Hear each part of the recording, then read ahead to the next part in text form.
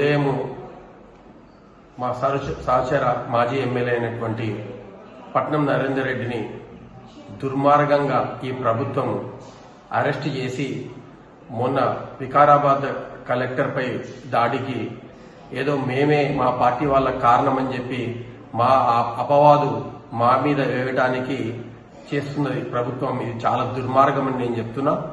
అలాగే ఇవాళ ఏదైతే అతన్ని అరెస్ట్ చేసిండ్రో మా జిల్లా పార్టీ బీఆర్ఎస్ పార్టీ తరఫు నుంచి మేము తీవ్రంగా ఖండిస్తున్నాం.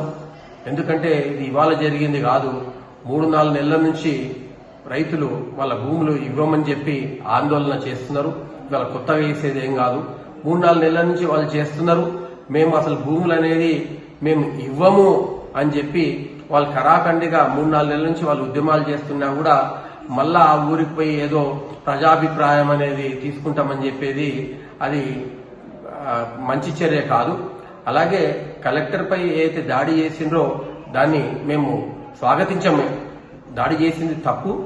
కాకపోతే ఆ దాడి చేసిన దాంట్లో మాది కుట్ర ఉంది అనేది మాత్రము ఈ ప్రభుత్వం ఒక కుట్ర అని చెప్పి నేను ఈ సమయంలో చెప్తున్నా. అతన్ని అరెస్ట్ చేసింది మాత్రము ఈ ప్రభుత్వానికి ఇది మంచి పని కాదు. ఇలా ఎవరో మనుషుల ప్రజల దీన్ని అంతా కూడా ఒక మూడ్ అంతా కూడా ఒక చేంజ్ చేయాలి, లేకపోతే వాళ్ళ డైవర్షన్ చేయాలని చెప్పి దాన్ని రాజకీయాన్ని నిలుపుతున్నారు. యాక్చువల్లీ ఇది వాళ్ళు కడుపుమండి రైతులు మేము భూములు ఇయ్యం, మేము ఎక్కడ బతకాలని చెప్పి వాళ్ళు చేస్తే దాన్ని మా పార్టీకి వేసి దాన్ని రాజకీయం చేయాలని చేసేది మంచి పద్ధతి కాదు. దీన్ని మేము తీవ్రంగా మా పార్టీ తరఫుకెళ్ళి తీవ్రంగా నేను ఖండిస్తున్నాను. Like, share, subscribe.